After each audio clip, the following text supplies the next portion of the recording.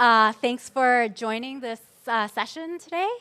Very excited to talk about how we can use AI to increase the learner lifetime value more effectively. Really gathered a good panel of folks who have diverse perspectives on the topic. So why don't we get started? In one sentence, how would you describe your organization and who you serve? Maybe we can just go down the... Sure. I'm John Katzman. I founded and run Noodle. We work with about 70 great universities to use technology to help them increase access and lower their costs. My name is Anton. I'm CEO and founder of Headway. Headway is a B2C company that focuses on bite-sized microlearning. So basically, we're building a microlearning champion, and like our style of learning is TikTok style, like as if everyone is Gen Z. But it's for actually not just Gen Zs. It's for like busy adults. So that's who we serve. And specifically, like 24 plus, I think, after graduating universities, people unfortunately rarely devote as much time for learning as we would like them to do. So we're trying to remedy that. I'm Shravan Goli with Coursera. It was started with the mission to transform lives through learning, and today we're the largest platform that connects a global learning ecosystem of learners, educators, and enterprises, really focused on advancing our individuals' careers in their lives. Hi, everybody. I'm Trish Sparks, CEO of Clever. And Clever provides the technical infrastructure for about 95,000 schools, K-12 schools here in the US, as well as around 800 of our application partners via rostering and single sign-on. Great. So first, let's address the concept of lifetime value, which you can measure over time, over a portfolio of offerings, over different constituents. So in serving adult learners, how do you define the different need states of a learner over a lifetime? And maybe I'll start with you, Shravan. Sure. So when we think about the learners, we think of them as either starters, switchers, or advancers. So starters, maybe they're in college, or maybe they're in various micro-credential programs. And then switchers are people who are already in workforce today, like maybe you're in a workforce where one of your jobs will be automated because of AI, and you want to switch into new careers and then continue to advance. Obviously, with the rapid change in technology and globalization of talent, there is a real paradigm for continuous learning. We all know that. With that said, when we think about the learners and kind of how they progress in their careers, you got to start with something that you're really passionate about. And so we have something called as Career Academy, which drops in it has about 30 different professional certificates, and each of these certificates is aligned with an entry-level job. And this is for starters or switchers who are looking to find a job with no prior college degree or no prior work experience. So that's how you get started. Now, once you get started, obviously, you're getting into an entry-level job. The idea here is, with the rapid change in technology, you have to keep pace with your career advancement. And that's where I think you can continue to move on to kind of get into a degree program, like Masters in Data Science, if you started as a data analyst. And so when we look at how we improve the lifetime value, part of it is, how do we kind of enable this learner to take this journey along the way? So one data point is, in 2020, we published 50% of the leads that we get on our degree programs are from existing registered learners who have done one of these courses. And so that's, I think, just one example of that. Great. Our approach to that is very similar, but we're focusing mostly on starters, I would say. So lifelong learning, I think, is very important. Our way is self-directed lifelong learning through mobile-first, gamified, compulsive education. So we understand that we would like for people to get deep into any domain that they're interested in, but it is really hard to start, and especially with all the demands of like nowadays. The technology actually has cut up the day into smaller pieces, which puts deeper learning out of reach for many people and risks them missing opportunities in their life. That's why I think to put like learning in this combination of education and entertainment, it's like a gimmicky term, like edutainment. It's not that popular, and actually lifelong learning is also not that popular. It's a category that is not defined yet, I think, but I think that this category will definitely be huge, and it is very important category for adult learners to like either through self-directed learning, progress in whatever domain they're interested in. So that's our focus starters, and then that would be great if they take on like deeper like learning in Coursera and other tools that are available, and actually technology can actually help to achieve this success for learners. Yeah. And I would say when you have them in the moment, keeping them engaged is very important, but over the course of a lifetime, there's also many moments. Sometimes you need it more, sometimes you need it less. What are the ways that you are engaging with them continuously so that they know that you are there for them when they need you again? Yeah. John? I think that's exactly the right question. The fact is that you don't learn continuously. One of the fallacies of a lot of people here, that a lot of people here believe in, is that people like learning. Actually, people like having knowledge or having skills, but learning is a pain in the ass. And for most people, and again, this is a pretty rarefied group. It's why YouTube is so effective, right? I need to right now figure out how to change that light bulb or switch, and I can find a video and figure it out. So it's less about stackable. It's less about starting small and then getting bigger, and more about what do you need right now. And it is where AI becomes effective. The discovery process shouldn't be a marketplace. That's not how you think about learning. It should be a dialogue, both with technology and people, to sort of say, here's what I need to do right now. What's the very best way to get it, whether it's a degree program or a YouTube video or TikTok? Or TikTok, definitely. Yesterday, Michael outlined one of the like 10 big themes of GSV to invest in, and one of them was invisible learning, right? So I think definitely sometimes you just want to get shit done, right? But sometimes you want to have this habit of learning, and if you make it seamless and visible, as like Duolingo is doing, right? So you just playing the game basically, but learning at the same time. And of course, like, you may question efficiency and effectiveness, but to start with something, it's really important. It's like I think everyone here knows that to get something to a habit, you should start small and then like improve on that. So yeah, both. I don't think that either A or B. Get something done right. There should be a tool for that, but learn invisibly, there should be a tool for that too. Yeah, I think it's 4 o'clock on a long day, so expletives are welcome. So with that said, I think fundamentally what you both are hitting is the very difficult choice an individual has to make when they're looking to transform their own life. And I think that's where it kind of gets hard. So when I think about if you're in retail, if you're in services industry, if you're in aerospace, or et cetera, and your job may be automated. In fact, the latest research from UPenn says 49% of all professional jobs and that 50% of their work is exposed to AI. So part of it is, I think there is a need for an ongoing learning, but there is a problem in terms of where do I start, where do I go? And so when I think about the starters and switchers problem, that's where they struggle with it.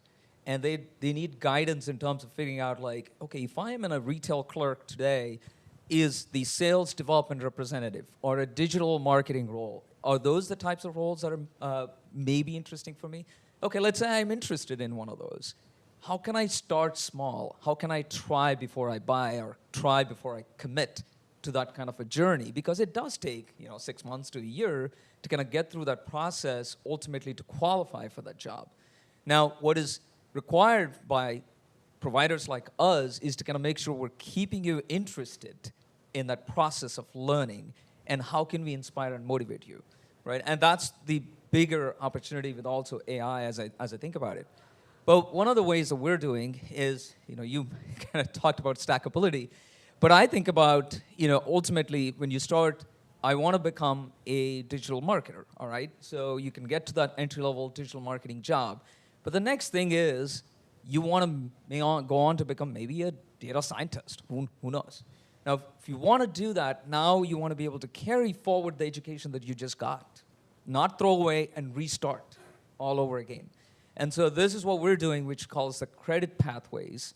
American Council of Education has kind of recognized 14 of these professional certs on Coursera to be recognized for college credit.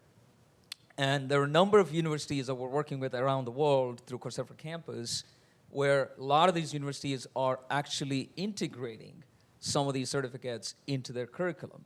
Because why? Employability is important. Employability is also important for individuals, but also for institutions, right? And so that connects them and then kind of starts to build on. That to me is true stackability.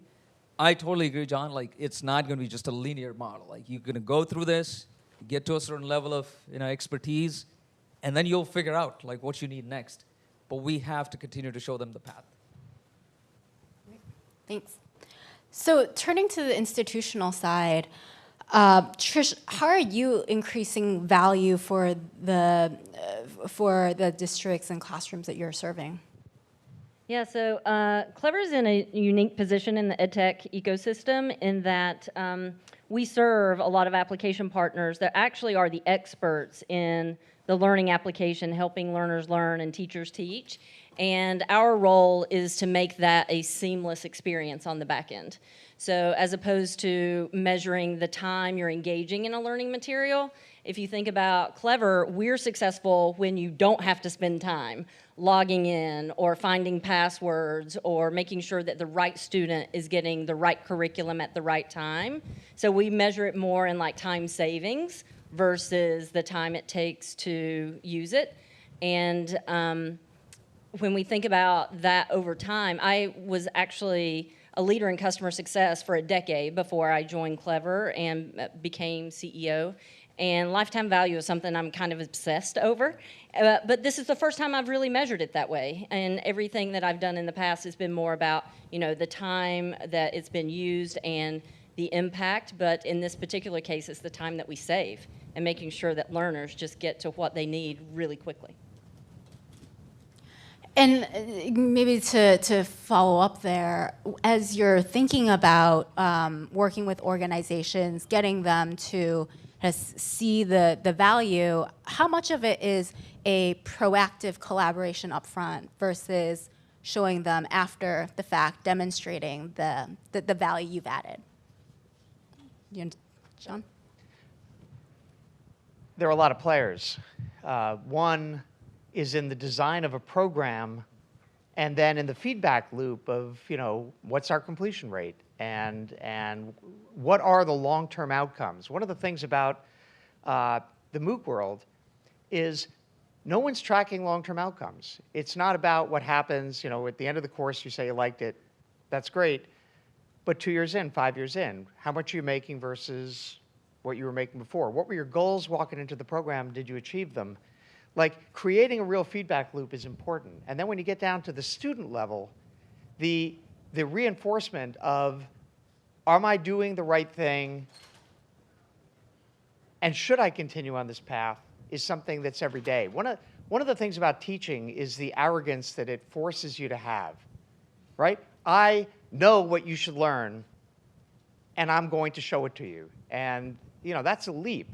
When you're counseling, you kind of titrate out all of the actual content and skills, and all you're left with is advice. it's a very human, very high stakes and somewhat arrogant move. And I don't know if AI is a solution to it, but I think it can be a help to it. And that loop is not just when you make the decision, but as you're going through the program, am I doing the right program? Does this make sense? Totally agree with the feedback loops. Especially, I think, when I think about going back to the earlier point of try before you buy, a lot of times, if you are trying to get into a degree program and then you're kind of committed to that degree program, and now you're like, okay, is this going to really drive the outcomes that I'm looking for? On the other hand, I think today, learners and individuals have a lot more flexibility through these micro-credentials. And I think if you can start small with a micro-credential, then I think you're really, really exploring that interest and the passion. And there are many, right, with regards to the job opportunities. And then I think you can decide, this has truly changed the outcome that I'm looking for. Now I want to go for the bigger, swing here. Even though we are a B2C company, we are switching to B2B, not switching, but adding our B2B offering too. So our idea is to have it as an option in employee benefit package, basically the same idea that Calm Headspace is pursuing. I think it proved a success both for them and for organization that they serve. Actually, I think that it's our responsibility as leaders and organizations to provide our employees with different options, because as Dan from Czech yesterday mentioned, no two people learn alike, right? And if we force and try them to fit in this some box, it just won't work. So several many different options for different learning styles. That's something I think that organizations should pursue. I agree with that. And I think one of the mistakes that a lot of early stage companies make, and actually even mature companies sometimes, as it relates to proactive and reactive, is just leaving it up to the user or the learner to get as far as they can, and then being reactive and trying to figure out, how to solve the problem or to get them what they need once they get stuck. And I've always believed that if you're proactive enough, you can eliminate the reactive nature of things.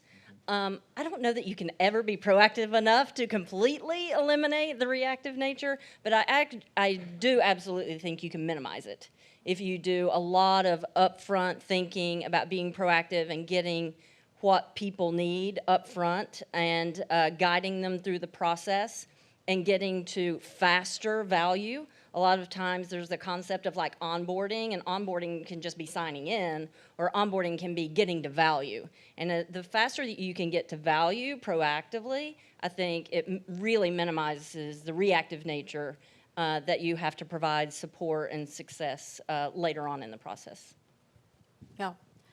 And I think our understanding of the learner, our appreciation of the learner has gotten a little bit more sophisticated over time, going from just what the learner needs to realizing that there's an entire world ecosystem around the learner that impacts all of their different touch points. It's the networks they have, the instructors they're working with, maybe a tutor.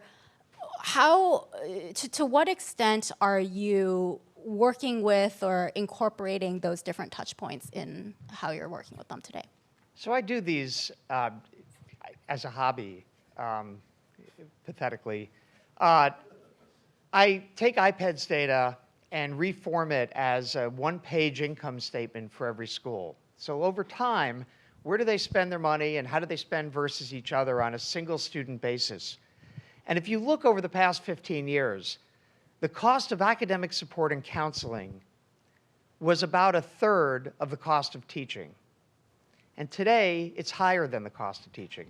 The cost of teaching has stayed relatively flat to inflation, and students need more and more support. Some of that is who we're taking, some of that is helicopter parenting, some of it coming to roost, and some of it is regulatory. But it's a really interesting thing to watch. So, the question for someone in their life is, how much help do they need that isn't actually the teaching part? Yeah, totally.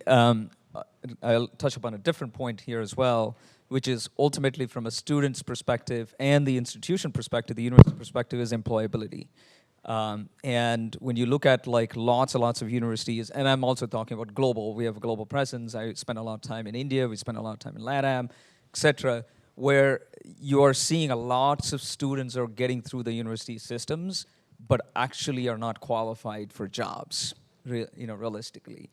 And so one of the things we are seeing is what they really want is to improve the employability index, which means that they need to integrate curriculum and content from industry. And that's what we hear. Time and again, I want to have industry-provided credentials or industry-provided content that can teach job-relevant skills. But also, I think one of the things the students care about, and this is what we found in our surveys, 90% of the students actually said they would love to have a professional certificate along with a degree because it enhances their job prospects.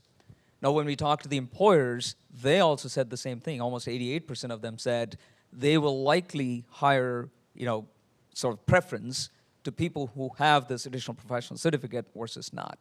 So then the question becomes, like, even as you think about career services and other touch points in the university are starting to evolve to kind of integrate these professional certificates. And we actually just announced a few days ago the Coursera hiring solutions that really kind of, we think about this ecosystem, we're connecting these learners at these campuses and our consumer learners into enterprises with job opportunities. And that's sort of the beauty of our platform, as we call it, 3-centered platform. We're constantly listening to the employers as well. Where are the skill gaps? Where are the demands? And where are they kind of really finding, the talent gaps? So if we can actually educate the students on top of it, so that's where I think where John's going, which is like, I think there's a lot more need and demand for developing understanding on campuses and what's going to work in real world. It's not exactly. I see that, but one data point that's interesting is liberal arts majors for their first 10 years out of college have a pretty weak return on investment versus other majors. And then it shifts around, and within 20, 30 years after graduation, they're leaving everybody else in the dust.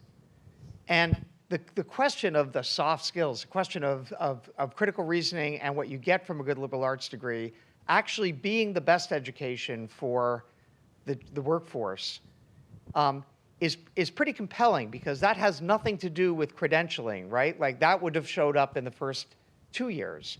It's actual value that shows up over time. So I think a lot of times we chase after very, very short-term outcomes, the way when you first learned how to drive, you're watching the yellow line against the fender to figure out how you can stay in the middle of the lane. And you sort of keep raising your sights to the horizon as you get to be more experienced. I think this industry tends to look very short-term in ways that are not long-term friendly. Yeah, I concur with that. Absolutely, like upskilling, reskilling is very important. But there is an AI, two letters there in this team of this panel. So in this world, like even more so, I think that soft skills, like even more important, empathy. So yeah, absolutely, I think that upskilling, reskilling is something that's very important when we have this like fundamental shift which generative AI, OpenAI, ChatGPT is bringing about. At the same time, let's imagine the world that we'll see in 5 to 10 years, like empathy, like, communication skills, like they are like extremely important in that world, and I think that that's something that we should all think about and like help people to get there. And how can AI be deployed more effectively to help your learners, to help the employers, to help the schools to get to these outcomes more effectively, both from maybe a pure outcomes perspective, longevity, reach, cost savings? What is the art of the possible?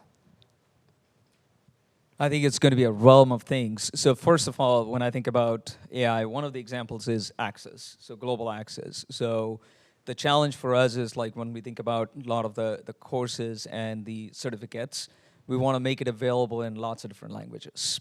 And when you think about the full course, it has lectures, videos, quizzes, assessments, all kinds of things that reinforce the learning that's happening, right? And so to translate something like that, today it costs like roughly $10,000 to translate that. But with machine learning, we're actually starting to reduce it to $30. And so that's the power of AI. So we're looking at launching almost 2,000 courses in 7 different languages by the end of this year. So all of a sudden, 14,000 courses will be available. So I think global access is a big opportunity as I think about learning itself.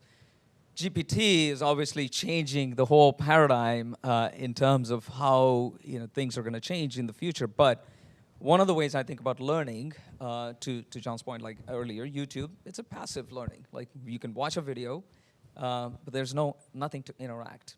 There's no feedback. And that's what we got to quizzes, assessments. So I got it to a little bit more interactive. But the holy grail has been personalized and interactive learning. We've heard personalization forever. I mean, in the internet industry or the jobs, personalization is the holy grail, and has not happened. Has not happened. And I think to your point, like earlier you said, Dan said it yesterday, everybody learns differently. And so to me, I think the power of GPT or the AI is actually going to get us closer to this holy grail of interactive personalized learning. I mean, I think we were talking about this concept called Coursera Coach, where when I talk to learners and we hear from learners, the challenges they face is confidence. Can I do this? And they get stuck. And when they get stuck, like, when in a self-paced, on-demand learning environments, you get stuck. It feels lonely. There's nobody to help you. You can go to forums. It's probably not relevant for the question that you're trying to address at the point of time. The GPT technology is so smart. We're feeding all the course context to GPT and then providing it as a coach. So now you can actually engage and interact. And then you can also fast track your learning. To your point, like you said, like, proactive versus reactive. I think GPT can actually be a very proactive vehicle for the individuals to kind of pace their learning.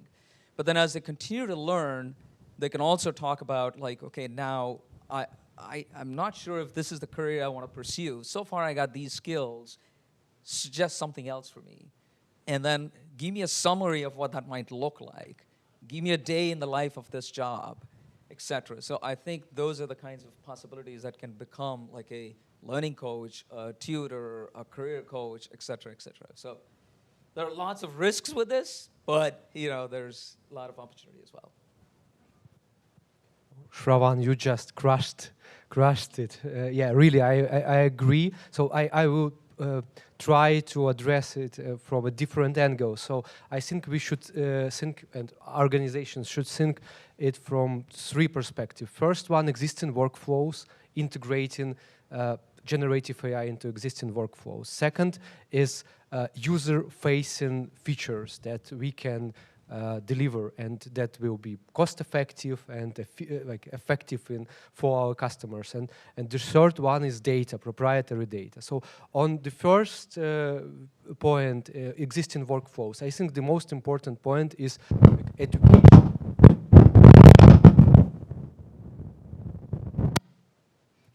Test. Okay, so to educate our employees on how it can be done, right? So like now, most people haven't tried. Many people tried, but most people haven't tried ChatGPT or other tools. So education, very important. Second, user-facing features like coaching, like real personalization.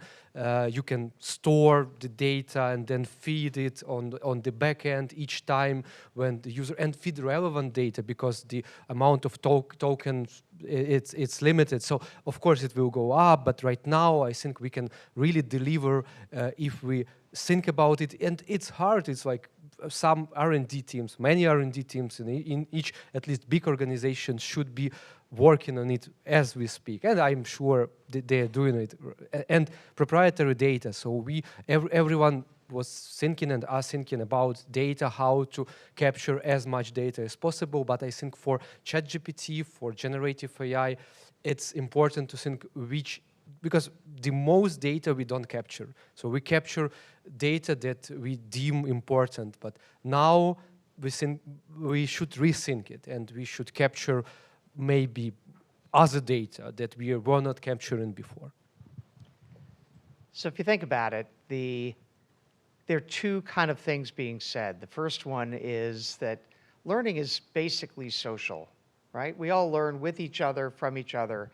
And the thought is perhaps a good LLM can make learning on a MOOC a little less lonely. And that could be right.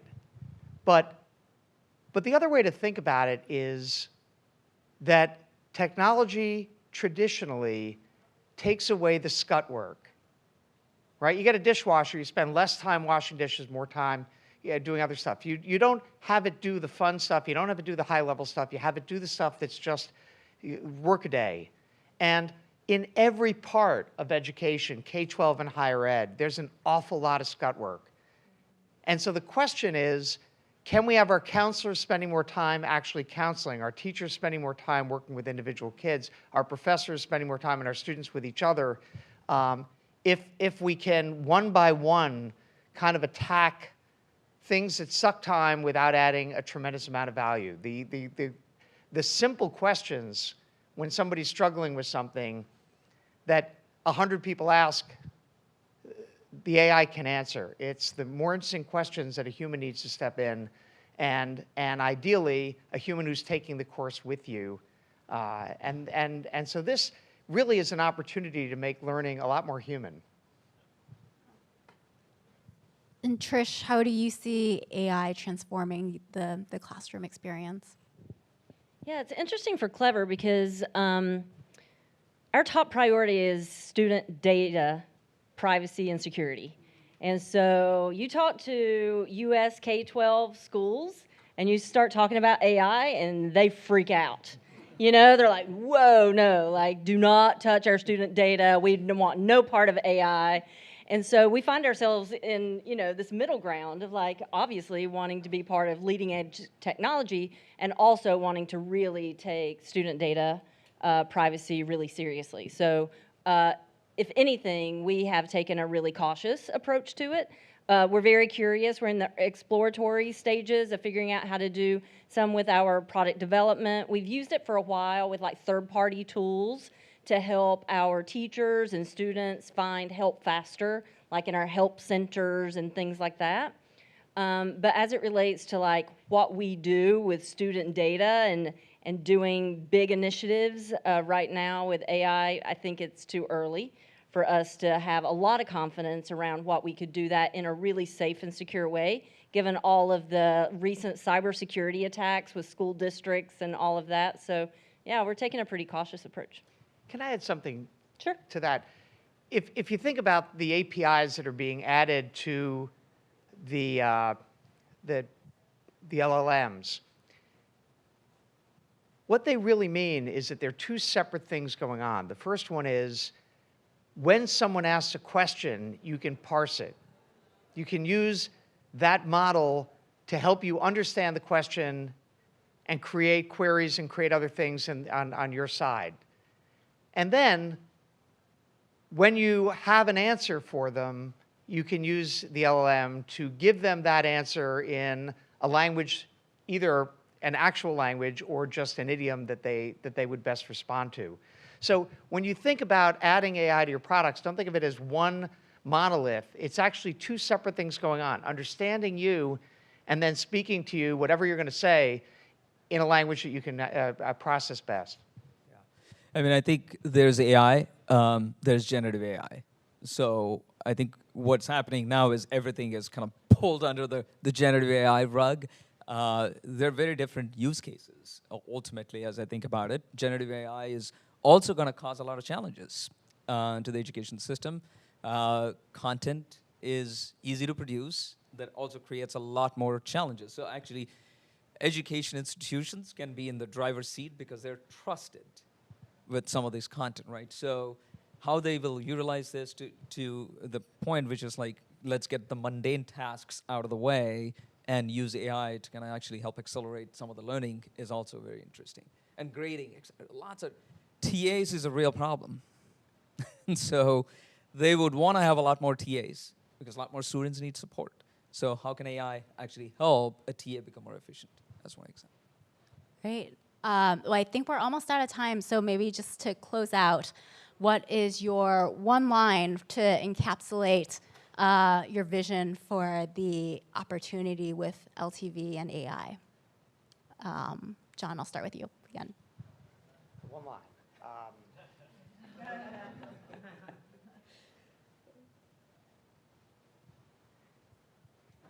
It's not a replacement for anything any of us do.